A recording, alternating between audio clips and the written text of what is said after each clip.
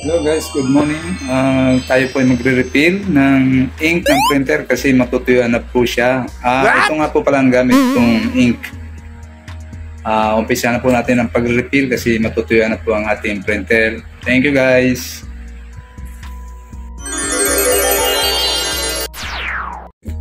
Guys, ito nga pala ang level ng ating ink. Sobrang baba na. Buti na, muntik nang matuyuan.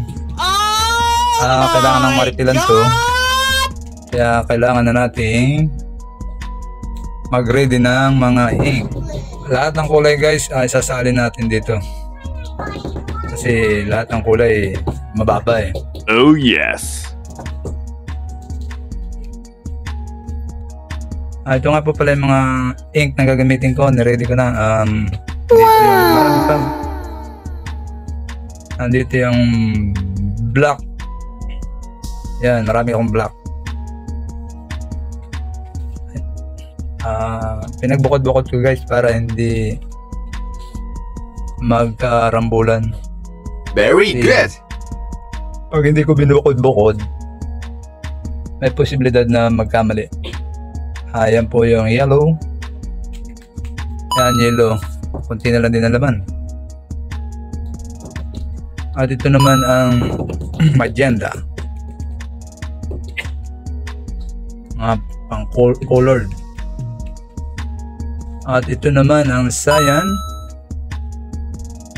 Yan. Mas mabilis maubos. Mas mabilis maubos ang black kasi mas maraming gamit ang black eh. Halos karamihan ng print black and white. Ibihira ang colored. Yeah, guys, mag-umpisa na po tayo ng pag-refill ng ating printer. Ayan na po ang bubuksan ko lang. Iangat ko lang yung pinakang takip ang printer. Yan. Tapos iangat ko ang takip naman ng refill. Wow. Diyan po isasalin ang ating ink. Okay. Unahin po natin ng yellow. Para sunod-sunod. Oh yeah. Ano po, iangat lang yung na yan, takip na yan. Tapos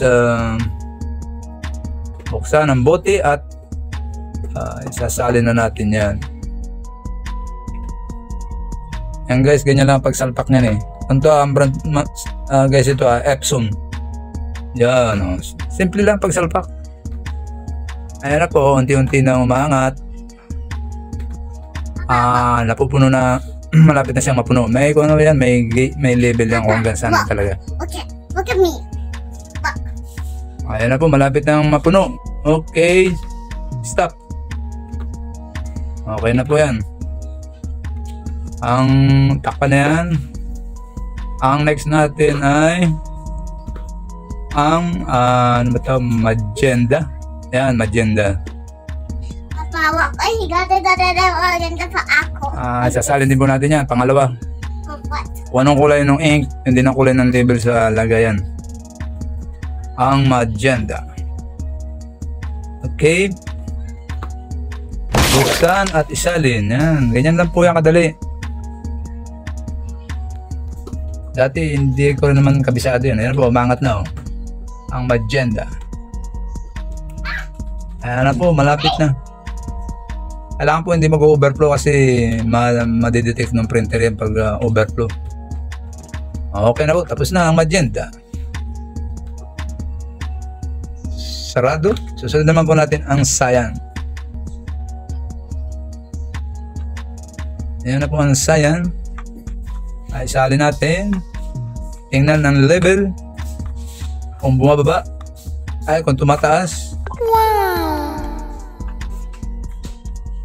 Ayan na po, unti-unti nang tumataas. Ayan na. Okay, umangat na po.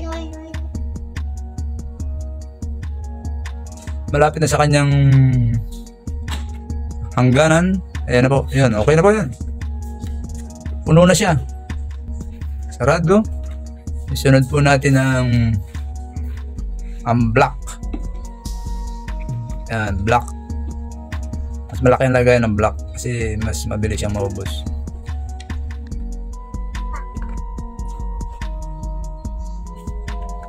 Ano po, sasalin na natin yung block para makakompleto ng ating refill. Kasi pag hindi natin natuyuan to, wala, masisira yung printer. Buti hindi natuyuan. Ayan na po. Umaangat na ang ating black ink.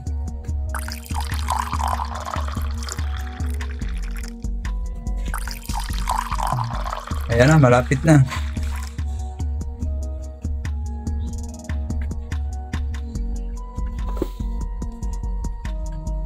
Ayan po, malapit na. Medyo malaki-laki kasi yung nalagyan niya. Ayan, medyo matagal mapuno. Ayan na po siya, malapit na siya sa kanyang takdang level. Okay. Tapos na po ang refill. Sasarado na natin yung printer. Hindi pa po dyan natatapos yan. May lalabas pa sa monitor niya. Ayan.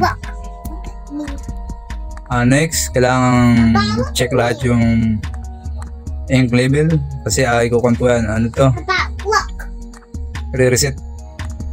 Papa, look at me. Ayan na po, na-reset na. Dismiss. Okay na. Ready to use. Thank you guys for watching. Bye.